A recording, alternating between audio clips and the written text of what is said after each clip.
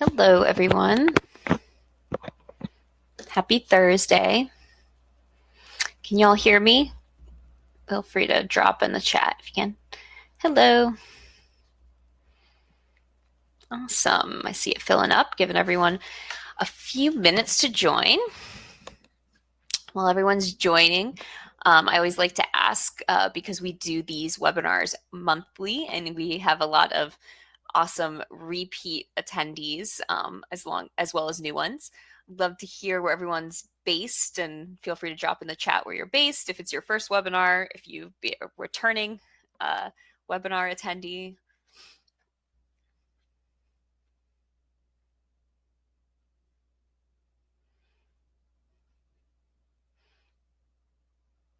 Yes. Hi, Christy. Evie. Hi, Callie. Tennessee. Awesome.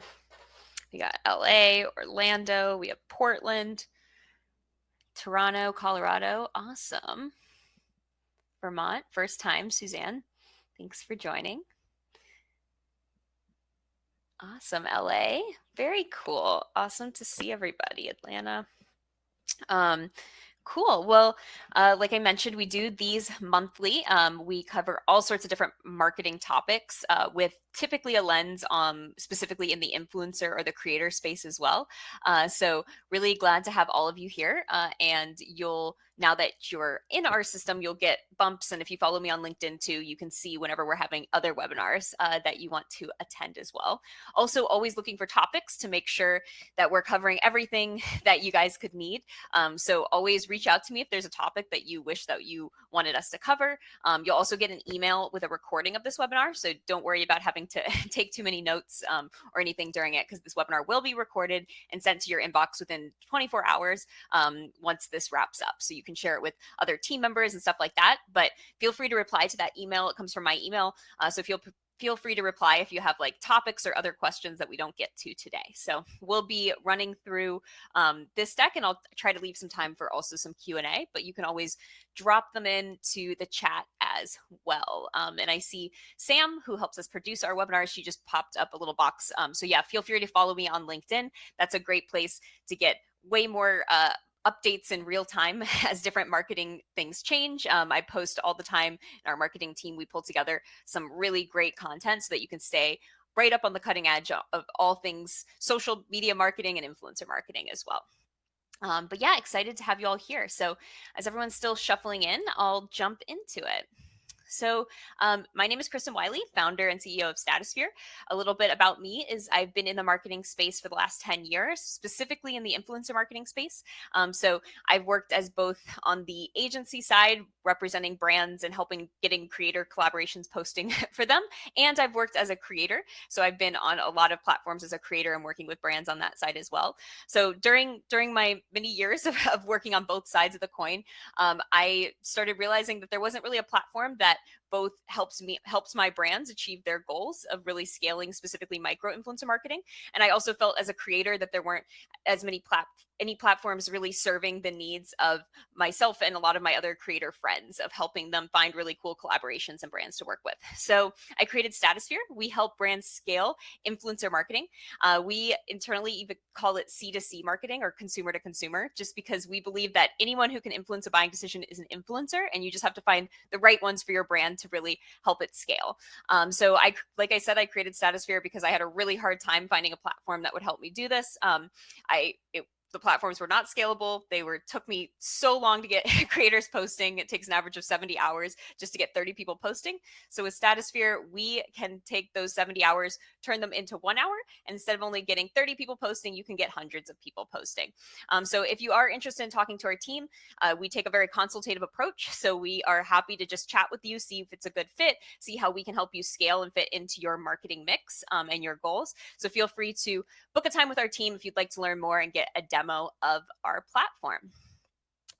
So with that, I'm going to jump in to what we're going to be covering today, which is all about the influencer marketing ROI, which I think is one of the hottest topics out there if you do influencer marketing.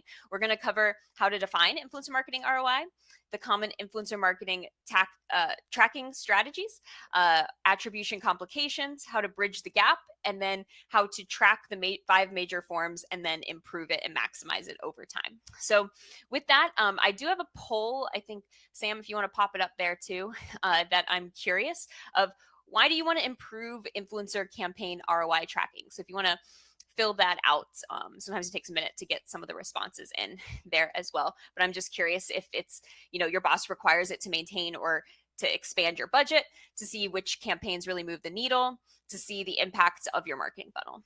Here comes the answers. Oh, it's a pretty even split, jumping around a little bit. As well. I find that these are typically the top 3 that I hear about. I'm curious, feel free to drop in the chat if you have any other ones that you're going toward as well. So awesome. Well, today we're going to be covering all 3 of these. Everything from, I know a big challenge of my own was I always had to be able to show it to my boss to be able to maintain budget. And as we know, tracking is challenging. So we'll cover that in today.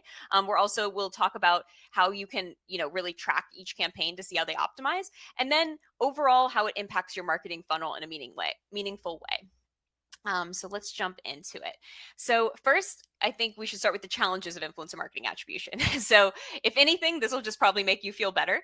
But 100% of marketers say that quantifying campaign and channel ROI is challenging. So probably not too surprising, but if you're having trouble tracking, you're not alone. There's also lots of tailwinds and things happening in the influencer or in the marketing space that are causing this to get even harder for marketers as well. So despite all the data available, marketers are finding that attribution is getting lost in translation.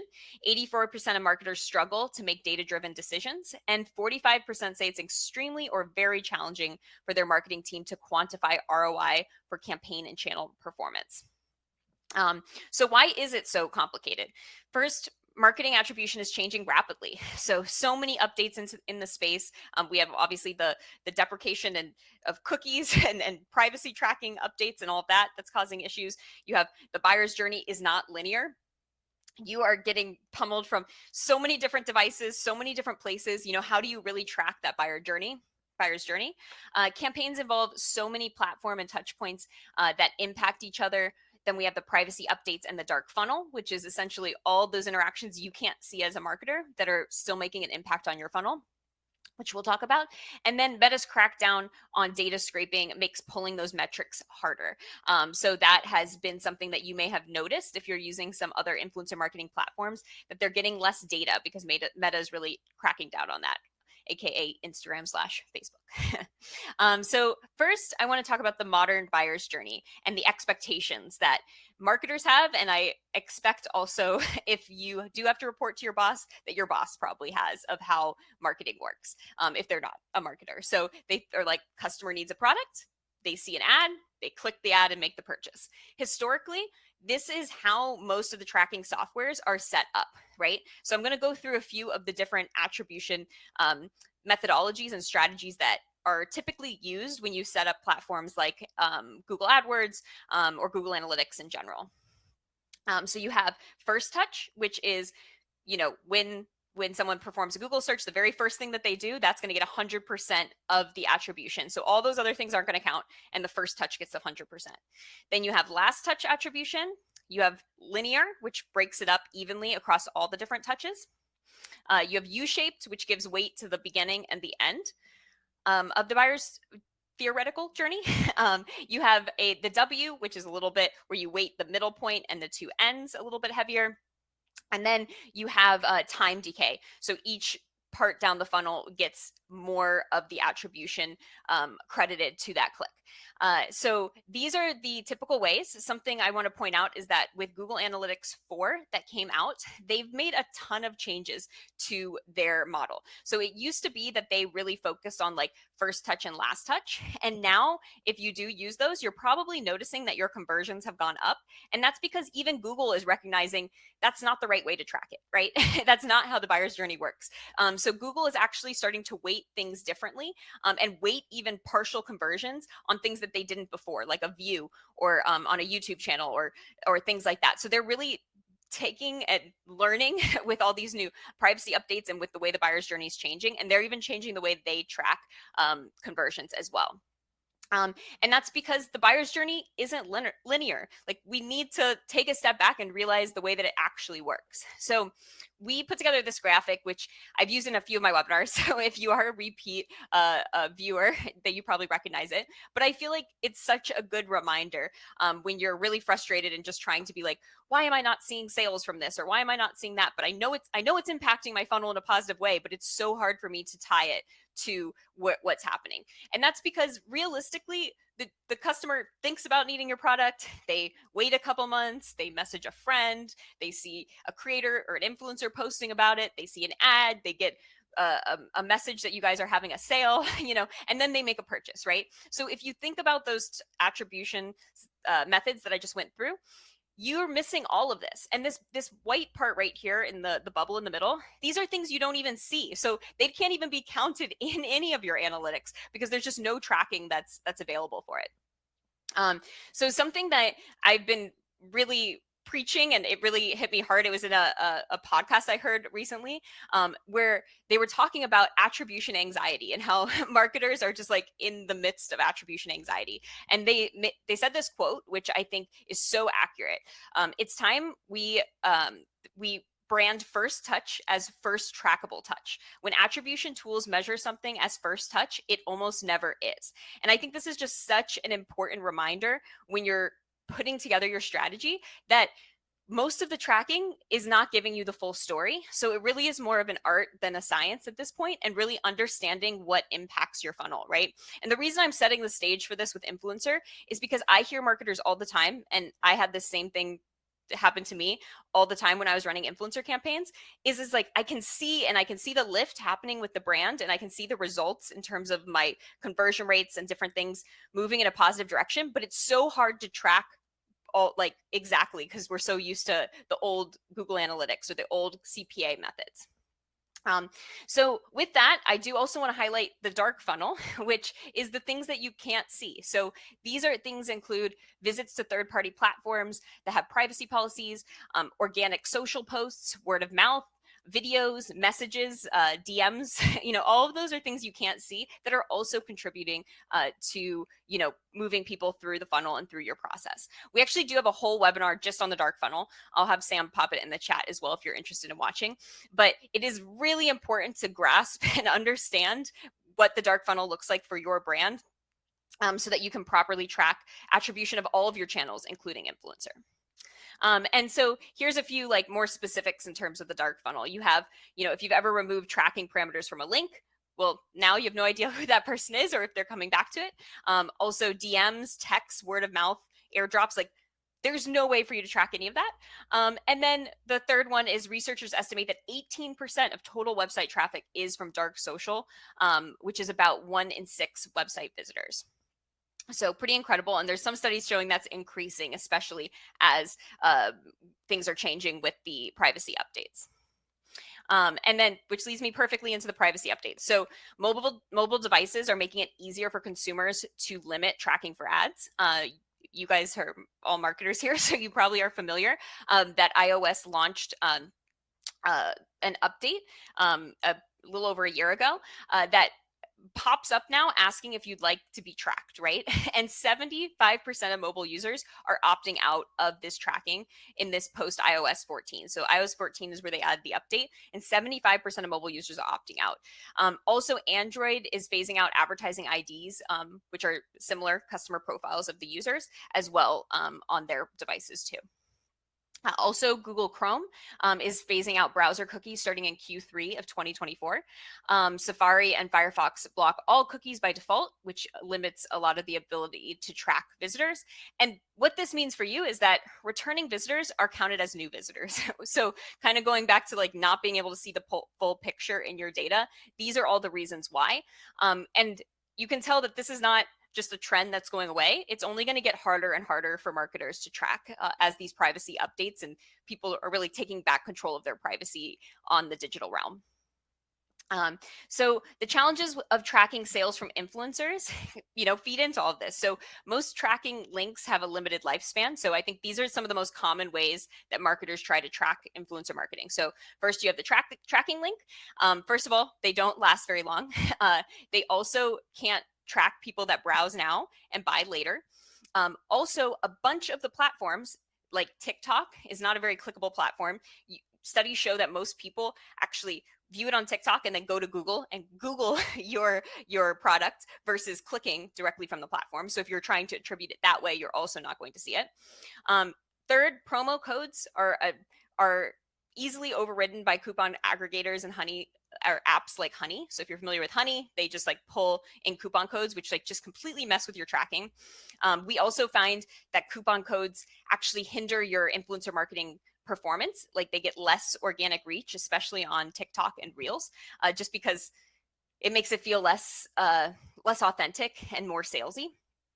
So anyways, the takeaway from this is that links and codes can actually be a little bit dangerous because they can paint an incomplete picture. Although they can be helpful in some ways, it's really important to look at them and take them with a grain of salt because they're not actually giving you the full picture in terms of the ROI that you're getting.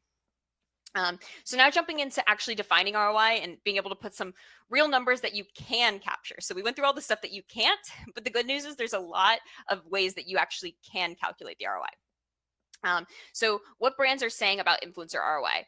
89% of brands say the ROI from influencer is comparable or better than other channels. Within that, 90% marketers say 90% of successful creator campaigns are from micro influencers within that. And 8 out of 10 marketers are feeling increased pressure to prove the ROI. So I think the one thing that really stands out to me is that marketers know it's working, but they can't seem to put it into a report to be able to show their boss, to argue that budget, to be able to make sure that it's not a core part of their ongoing strategy. So what I first want to start with is like, what does ROI mean literally? It's your return on investment. So, what are you getting from your investment?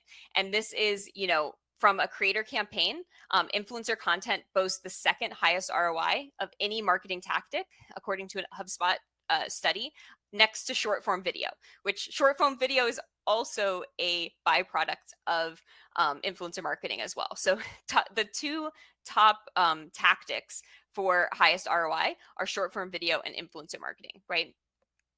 So calculating that return is essentially looking at what is all the benefits you're getting of this influencer campaign minus how much did this campaign cost you to run, which we'll talk about how to calculate. And then that equals your ultimate return on investment, which is like the, ultimate goal that you need to be able to show.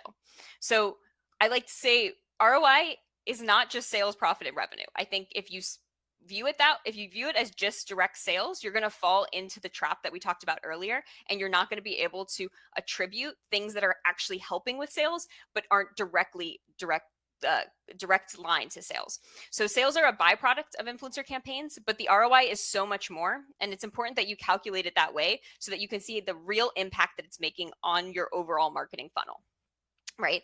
So the top marketing objective for 2022 ranked by marketers was brand awareness. And my guess is that's because it's one of the easiest things you do have control over and you can track.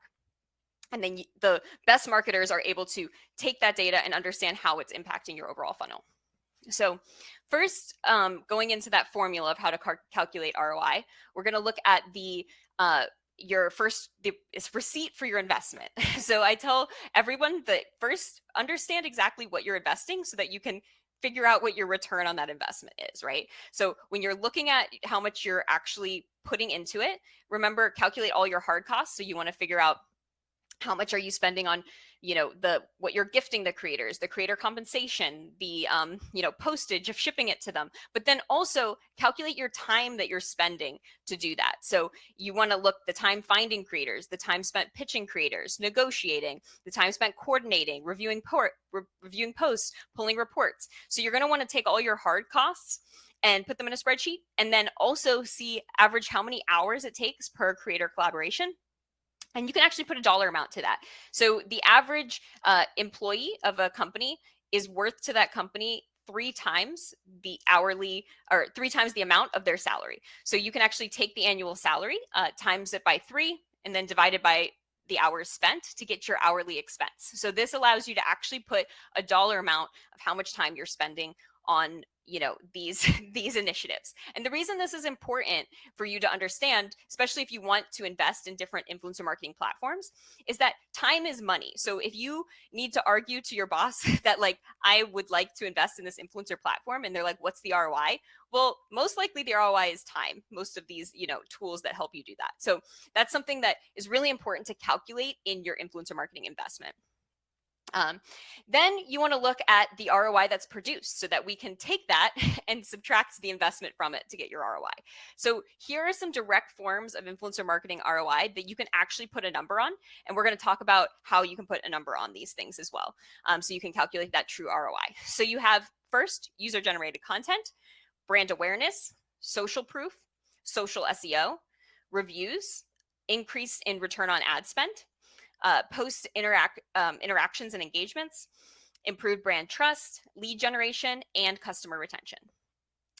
So what you'll do, and we will break down these in a little bit to like really show you how to calculate them, but what I would do is in that same spreadsheet, you then can put number amount to all of these different things that you are getting, that you're producing from it, so that you can find your true ROI. So you want to get that, number of photos or videos and reviews that are received. How much time would that have taken you to build in-house and create all that content?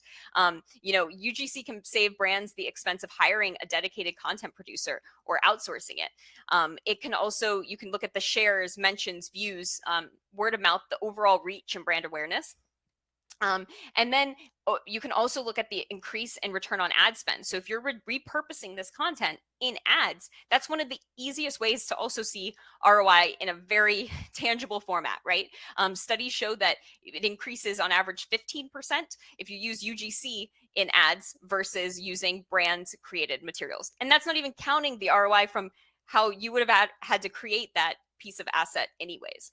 So that's like another huge category in terms of the return on investment that is really important to look at, especially if you are using it for ads and other repurposable areas of your marketing funnel. So like we said, ROI is important, but it's difficult to prove. 8 out of 10 marketers feel this pressure to look into, to like actually produce a direct link to it. So we put together a little qualitative, quantitative showing of like what are the things that you could be looking for on both sides. So quantitative are those metrics and KPIs that you can count. Qualitative are those emotions, perceptions of your brand and how people think and feel, which are incredibly important also, but a little bit harder to put that number on it, right? So these are like a really good like list for you to start pulling together and thinking about the benefit that you're getting on each one as well. And then with that, thinking about the impact of your influencer marketing ROI, like what are the things you can control to make the ROI even higher? And what are the things that you can't control? So things that are in your control are your product, your pricing, your website, your budget, your marketing stack, and your consistency with how often you're doing influencer marketing. So for example, if your website is not mobile optimized and you're doing a bunch of Instagram campaigns, that's going to affect how efficient that your actual campaigns are working. So that's a very simple example, but I think it's really important to like look at the things in your control of like ultimately, like we said before, like ultimately the goal is sales. Influencer marketing is helping you push toward that goal. And you want to like really figure out at each level where it's like, what's like the numerical value that is that ROI of that investment of your goal of ultimately, driving sales, brand awareness and sales. But there are things that, are in your control that you can think about. Are you selling a product that's just in the wrong price point, that like you need to still figure out that product market fit, all of those different things. So influence marketing also, doesn't fix all problems if you don't have product market fit yet, for example. Some things out of your control is the marketing stack of your competitors, all of your competitors, budget, website, prices, products, and then your consumers' readiness and level of motivation. Like no matter what you do, you can't control how motivated they are to buy your products. But if you focus on what you can control, you can hopefully find them at the right spots when they are ready to buy. So how influencers impact the marketing funnel. So this is looking at loyalty, retention, social proof, ad performance, and lead quality. So first, 51% of marketers say influencers assist with customer acquisition. Creator ads see a 15% increase in return on ad spend versus non-creators, and a lower customer acquisition cost. So this is what I was talking about earlier. If you're like using that, creator content in ads, then you can see that extra return as well. Repeat customers spend 67% more than new ones. And I think so like infrequently do people think about the impact of creators on actually getting customers to return and come back. You may not be even like looking at that and giving credit to the fact that it's actually helping to expand your lifetime value of your customer and like keep that customer engaged over time, because they really trust these creators and they really trust this like third party endorsement. So you also have to realize, like, is your customer retention going up too, like looking at it very holistically and seeing how it's impacting that as well. And then 60% of customers say they trust UGC the most, 3 times more than brand created content. So going back to that, trust factor and social proofing, I mean, studies show that they trust it 3 times as much. So the value in terms of brand trust that you're building is also there. So how can you bridge the attribution gap? So first, it's really important to look at your insights holistically. So you want to measure all of your initiatives over time compared to your metrics over time. And this just goes back to the dark funnel and the fact that the buyer's journey is not linear. So it is super important that you're looking at what is a list of all of my marketing initiatives right now, and what are my sales looking like, what are my clicks to my website looking like, what are my ads looking like, what are all of those things looking like, and then see, like, marking them together, like all looking at them holistically. You shouldn't just be looking at, oh, what did influencer produce, what did organic produce, because they're all working together, right? A lot of times you'll see the effects of your influencer campaigns come out in organic traffic increasing. It's not a direct correlation, but you could start seeing, oh, that post went viral, so I'm seeing that happen, right? So the other things you can do is look for patterns in bottom of the funnel and last click, and in traffic. So for example, did you all of a sudden get a page on your website that doesn't normally get a lot of traffic and a lot of people are going to it? Is this for a product that you promoted with creators a few months ago, and did one of them happen to just really start taking off? Maybe you got posted in a Facebook group for moms and it's really taken off. And the reason you got posted in that Facebook group is because you worked with a creator and someone saw it there and then they posted it 3 months later. These are the type of things that are really hard to connect, but you kind of have to be a detective and like look for anomalies and figure out where those are coming from. Next is committing to marketing activities for more than 1 month to watch how the campaigns perform over time. So all forms of marketing, I don't care if it's influencer marketing, Google ads, whatever you're doing, you need a long time to actually see results, right? It's a snowball effect, and it's also how you can learn and optimize over time. The brands that we're working with, we tell brands, don't even think about it if you're not doing like a year of influencer marketing, so that you can learn, iterate, constantly tweak and get better over time. And then you also have enough time to see the ROI build and see how it's impacting your overall funnel. Next is look at spend as a whole across all marketing initiatives, not just direct and CPC, which I covered a little bit at the top of this slide, but really like the holistic approach is the way to go, because that's the only way that you're going to be able to grasp most of the customer journey. So really embracing that directional attribution. So directionality is about moving the conversation away from, well, how do we know that X led to X, toward, well, it doesn't matter as long as everything's moving the right direction. You shouldn't obsess over day-to-day changes of things. This, I think, is something I know I'm guilty of as a marketer, and it's so easy to get sucked in to like, okay, this creator posted today, how many sales did I get today? But just that's not how it works, right? And I think the more that we can really put ourselves in the shoes of our actual end customer, the better that we can actually figure out that directional attribution, build those brand stories, and look holistically at anomalies that are happening with your overall marketing spend as you're also doing creators. And then focus on the creator data that you can actually track. So eliminate those data silos, understand which outcomes you want, and make sure you measure them prior to your campaigns. I think this is also something that, if you don't have any benchmark data to know what your typical organic traffic is before, how are you going to see what it is after? You need to make sure you're planting and putting these things in place so that you can see these shifts over time. Also, align your influencer marketing goals with the data and assets you can track, pieces of content, engagement, reviews, mentions. Like these should be like baseline KPIs that you want to get so many pieces of content created per month, because then that way you have of the 20 pieces of content or 100 pieces of content you got created, you're like, I know I could probably get 5 of those and use those for using them in ads, right? They're not all going to be perfect for ads, but maybe the handful are, and you can use them for that.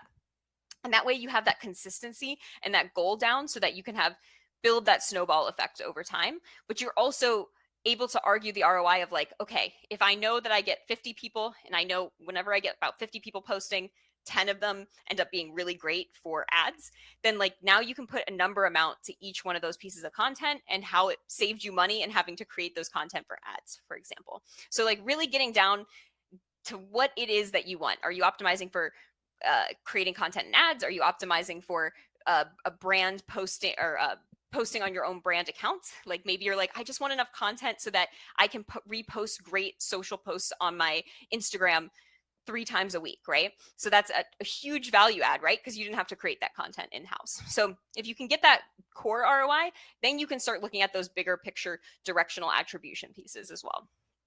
So now let's dig into how to track the major forms of influencer campaign ROI.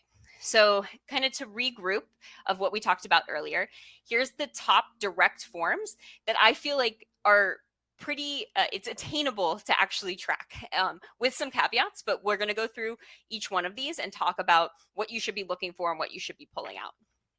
So first, UGC and reviews. So this one is probably the easiest one to tie a number to, number of creator posts, number of assets created, assign a value to each piece of UGC and think about what does that UGC mean to you, right? Like how long would it have taken you to plan and create that content? Would you have had to hire an in-house person? Would you have had to hire a contractor? All of those pieces, like those are huge return on investment. Some of our clients, honestly, the content alone makes the investment worth it because the content is so expensive to create, especially video content. So think about if you would have hired an agency to create that content. And at the end of the day, the cool part is creator content performs better than if the brand created it. So you get even more return from that perspective as well. Monitor tags for lift and UGC while running influencer programs. Another really cool benefit of working with influencers is a lot of times if they love your product, they'll just organically post again, or some of their friends may post about it as well. So really monitoring those mentions and seeing how much UGC you're getting tagged in per month and how that's shifting. Because once again, UGC translates not only to a direct, content. Obviously, if you need to make sure you're getting the rights for that influencer content that you can repurpose it, but just the social proofing along with it too. Now people, when they search your name, they're seeing all of this great real reviews from real people. So 60% of consumers, like I said earlier, say UGC is the most trusted content and 3 times more trusted than brand created content. And then repurposing is just one of the best ways that you can really make the most of working with creators. Next, moving into brand awareness and word of mouth. So obviously, this is where you're looking at more reach, or if you're doing Instagram Reels, you're looking at how many views or traffic or YouTube views, whatever it is. And you can actually look at, okay, what would it have taken me to get those type of views in another mechanism, right? So if you were to post on your own channel, I know typically channels get brand marketing channels get way less engagement than creators marketing channels, right? So you probably would have had to post 3 times, 4 times to get that same engagement that creator gave. So you can kind of figure out what that is comparable for. Next, compare interactions and reach as your campaign progresses month to month. So over time, seeing all how much reach that you're getting, how many mentions you're getting, all interactions, all of those different things. Also supplement with data from Google Analytics. Really great kind of KPI to keep an eye on is branded searches. So if you think about if someone's searching the name of your brand, that means they've heard it somewhere before. So inherently, every single branded search that goes into Google is not a first touch. That means that that person has been touch somewhere else and is now going to Google to search your brand name or your product's name. So like, let's say you have a very specific product that you're pushing on TikTok, some like branded face vitamin C super face serum or something. And all of a sudden you start seeing a bunch of people Googling the exact name of that product. That is a very strong tie to whatever you are promoting, right? So that's like a really great way to start seeing, are some of my branded key terms going up for in my Google Analytics while I'm running these campaigns. Next, 61% of consumers recommend brands they trust to others, and 40% praise the same brands on social media. So, just really thinking of those, the why word of mouth is so important, and it's just such a heavy touch point. I know we said earlier in the deck that it takes 7 touches on average to convert somebody to purchase your product or to actually buy from your brand. A touch from a human that is a third party that they trust is like a heavier touch point in those 7 touches as well. Next is social proof and trust, which brings us right to this one. So number of reviews. Reviews are huge.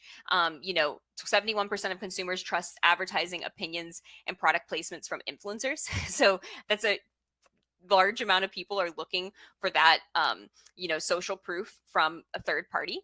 So what's really important with this is instructing your creators to authentically review your products. Do not try to place words in their mouth. Do not get upset if they say a few of the things that they don't like about your product. We find that actually just makes people trust them more. Just being super authentic and really describing what they like and even dislike about the product can still increase sales positively and increase overall brand awareness, social proof, and trust tremendously. So something that we also recommend doing is like combing through those comments for positive sentiment, making sure you engage with those comments. That's a great way to, now you already have 2 touches with that person. They saw your product, they commented, and now your brand just interacted with them. Like, you're already getting a second touch right there. Number 4, social SEO. We did a whole webinar on this, so I'll touch on it lightly here. But Sam, if you could pop that in the chat as well. If you're not aware, 40% of young people are searching on Instagram and TikTok over Google. So essentially, these social platforms are becoming the new search engine. And if you haven't searched on TikTok, I highly recommend that you try it because it gives some phenomenal results. So you can see here, like, best contour sticks. Like, you get to see real women using these contour sticks, testing them. What's really cool too is it doesn't favor people who have a big following. It just favors what they think is what TikTok thinks is the most relevant piece of content for you. So we've worked with brands to like think through what are the key phrases that you want to rank for on platforms like TikTok and Instagram, and let's make sure that we have the creators using those key phrases so that you can like come up at the top of the search when people search for the keywords that you want to come up for. I think this is one of the most probably underrated super valuable pieces that influencers bring is this social SEO. But just like typical or traditional SEO with Google, it takes time and consistency, and it's a snowball effect. So some of the ways to get the most out of this is having creators create evergreen and educational content. This ensures that you're getting the most out of it. We find that there's TikTok posts and reels that are still getting views months later. And that's because it's just evergreen content that still is relevant no matter what the season is, right? So, best contour stick, whether it was today or if it's 3 months from now, these videos can still come up. So those investments can really snowball, which goes back to the point of like, if you want this to be one of your main pieces of ROI, you need to make sure you're investing a significant amount of time into it, to be able to see that. Next is lead generation and increasing your return on ad spend. So I talked about this a little bit earlier as well, but if you take the content and you use it in ads, you can actually get a black and white comparison of how much better that this content performs in comparison to non-creator content. And there's tons of studies that show creator content performs significantly better than non-creator content. So you can keep an eye on these traffic sources, but you should also really test this out. Obviously, if you're going to use any creator content in ads, make sure that it's part of your agreement with the creator that you can use these content in ads. That's very important. You're paying for that, or that you have that as part of the agreement with them. But this is a really easy way, especially if you fall in that bucket of my boss requires me to show my return on ad spend. Just explaining to your manager or your boss, like, if I had to create this content on my own, it would have cost me this much. If I would have had run our own, it still would have performed this much lower. Like, it is such an easy sell and way to show ROI if you're able to show how you're using this in direct ads as well. And I have also a stat here that, brands that run creator-based ad strategies see a 15% increase in return on ad spend. So this is from Meta, like straight from Meta. They're like really pushing, and they're telling people like the best way to increase your return on ad spend with Instagram and Facebook ads is to use creators as part of your strategy. Next is engagement and reach. You can measure this by looking at number of interactions, reach, impression, views, like monitor for that sentiment. 60% of marketers report influencer content gets more engagement than brand content.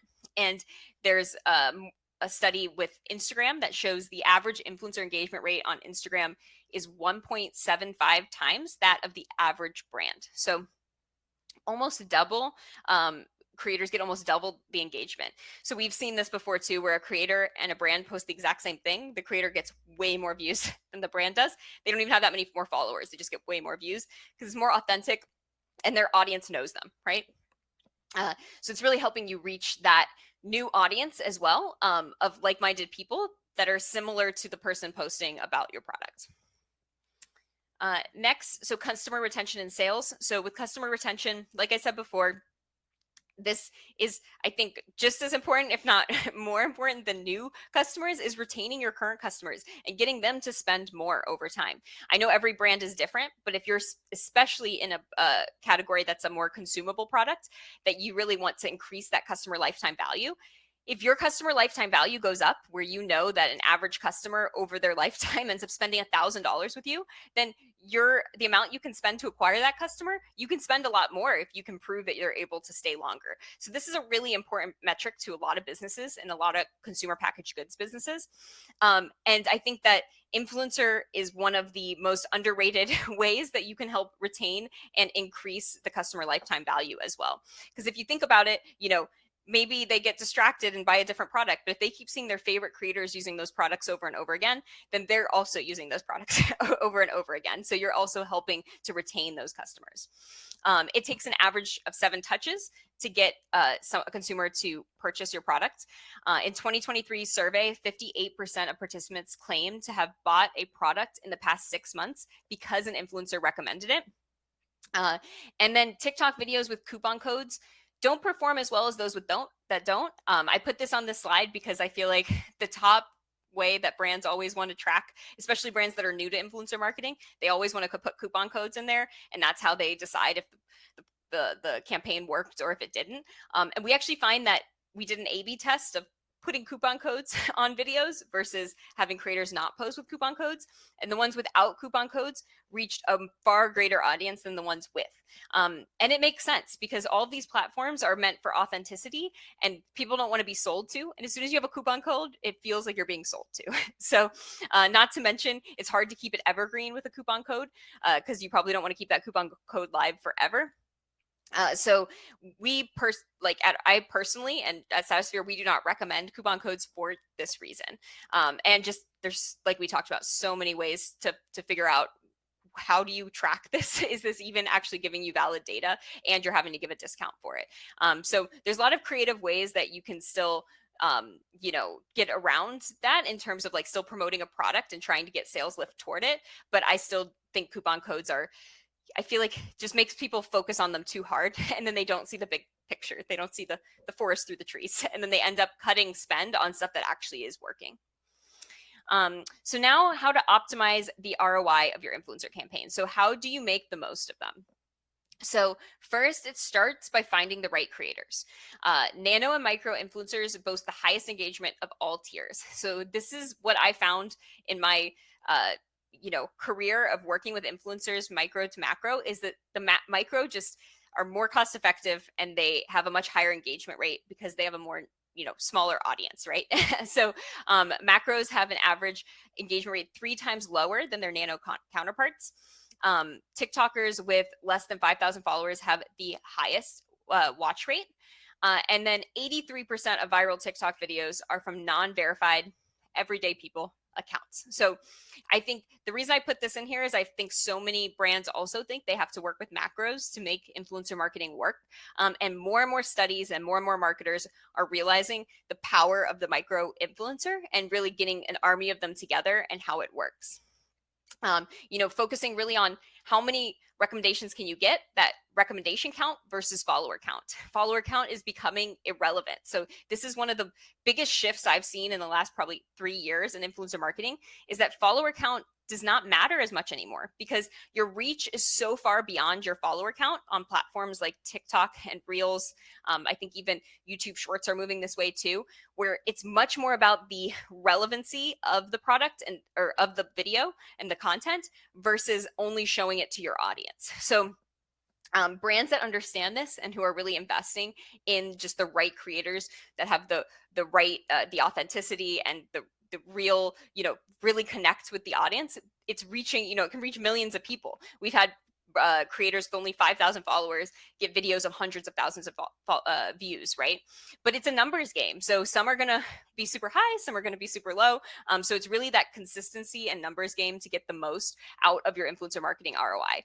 If you just kind of like do it sometimes and run a campaign here and then stop and then run another campaign, you're really losing that momentum and you're losing all those findings, and you're not able to optimize over time. So that's a big thing that we focus on at Statosphere, is like, let's take what we learn and implement it right away into your next campaign, into your next month of content, so that we can get better and better and better over time. Next is meet your audience where they are. When asked how they'd like to learn about a product, 73% of consumers say they'd watch a short video. Short form video content is the reason it's everywhere is because people want it. People are digesting it. All of these algorithms just give people more of what they want. And this seems to be what people want. Same with even the search, like we talked about with the social search. People are wanting not long form text. They're wanting a short little video to watch instead. We found that last year we had a huge growth in both TikTok and Reels, with the combined like almost 40 million plays between both. So just really incredible to see the growth, and we're seeing it grow even faster this year as well. Also, consumers are spending 45 minutes plus daily on social platforms that have short form video. So I feel like we've been talking about this since 2011. That video is where it's at and where brands need to be. But we are finally at a point where, like, if you are not creating short form video about your product, you are really missing a large piece of audience as well. And then investing enough time. This is one of the most key pieces to making sure that you get the most out of your influencer marketing campaigns.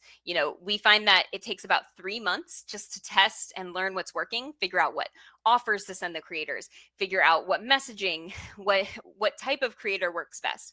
Then right at the 6-month mark is when you can start figuring out multiple campaigns and like A/B testing some stuff, and giving you enough information to know what works and what doesn't. Gives you enough data to start pulling and looking at your overall analytics and be like, okay, here's where we saw a lift a month after we ran this campaign, or like 2 months after we ran this, we saw this happen.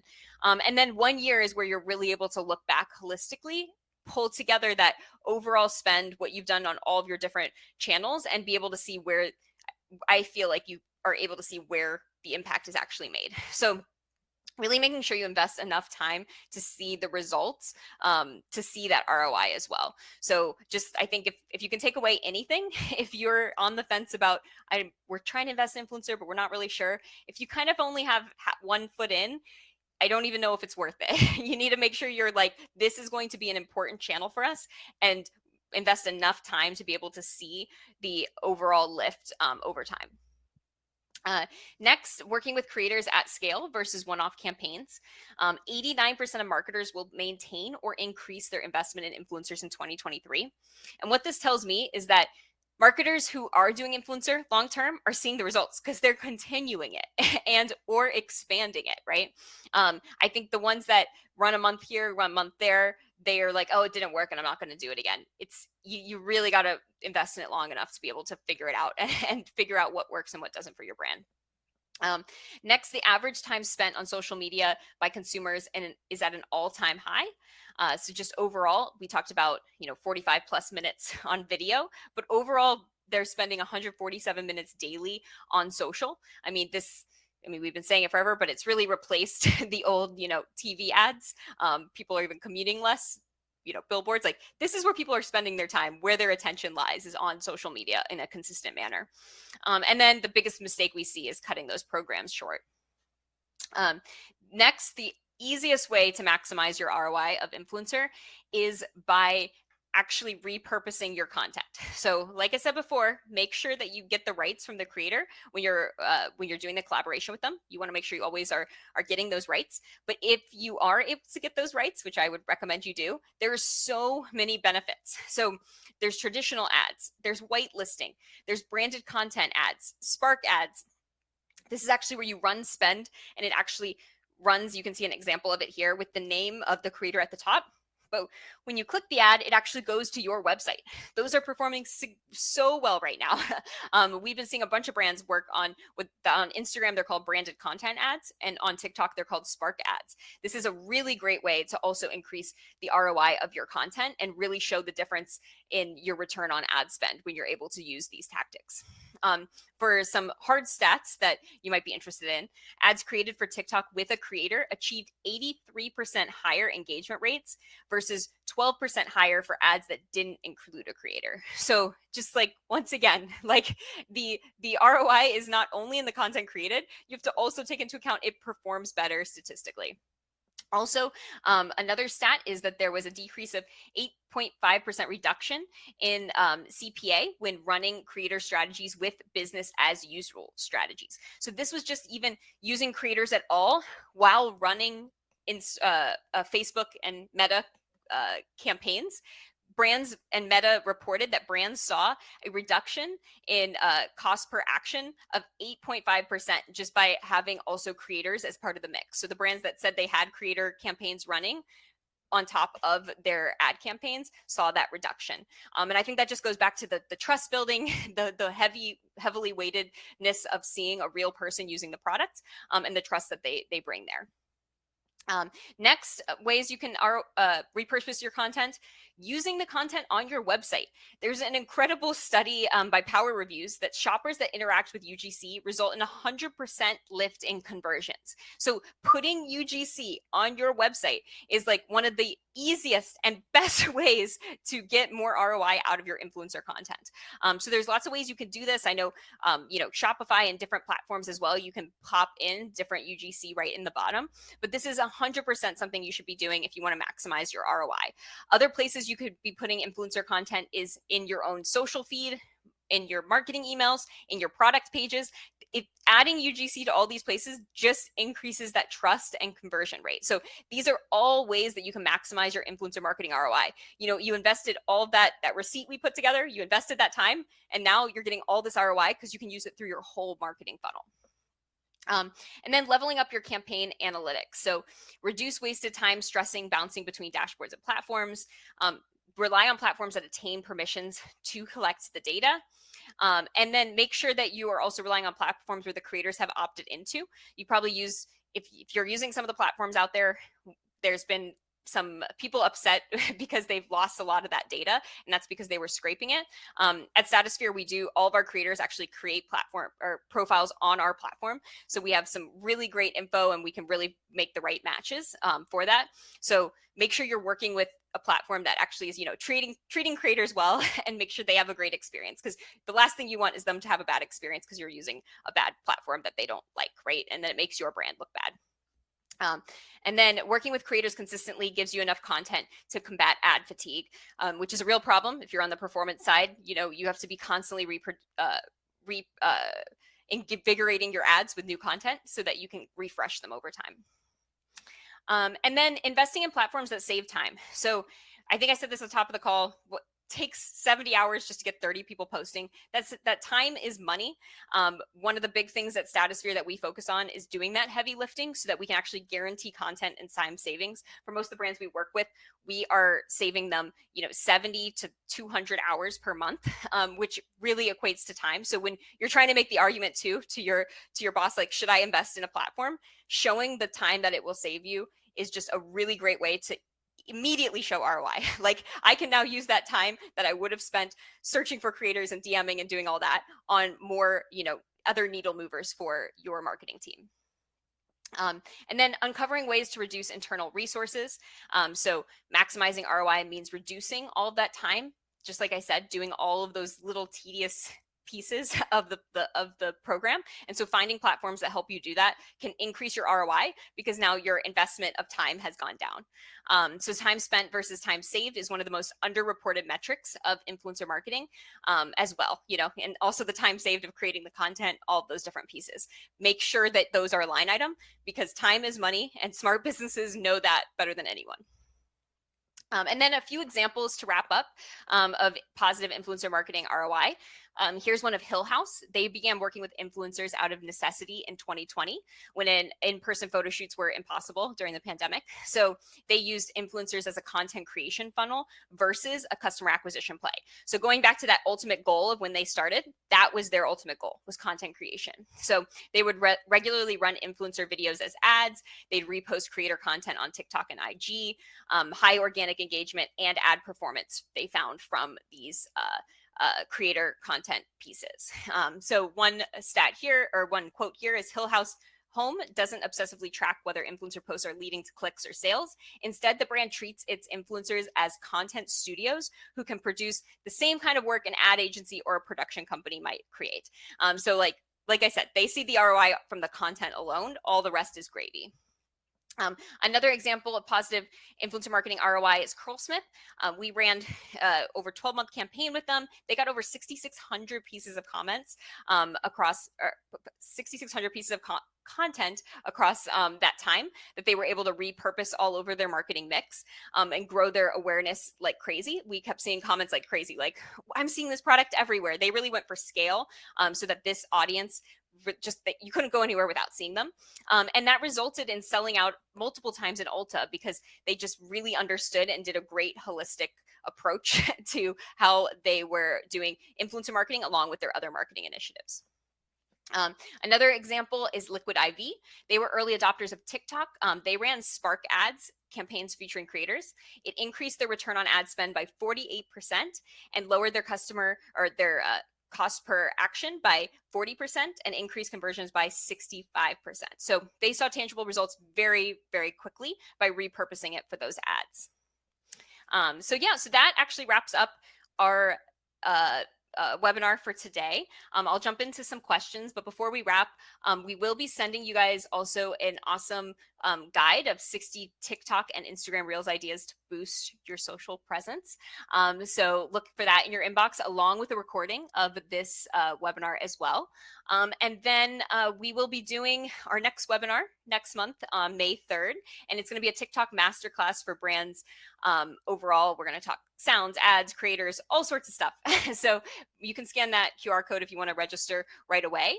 And then we'd love to see you there. And then as always, would love to chat with you guys. If you are looking to scale your micro influencer marketing efforts, feel free to chat with one of our team members, book a discovery call, book a demo. Like I said, we take a real consultative approach. So we'll find out if we're the right fit for you to scale your efforts or if you need help elsewhere. And we have tons of resources, as you probably already can tell on our website. But with that, I have time for like one or two questions, so I'll hang out. Great question. How do you handle when influencer posts borderline negative reviews?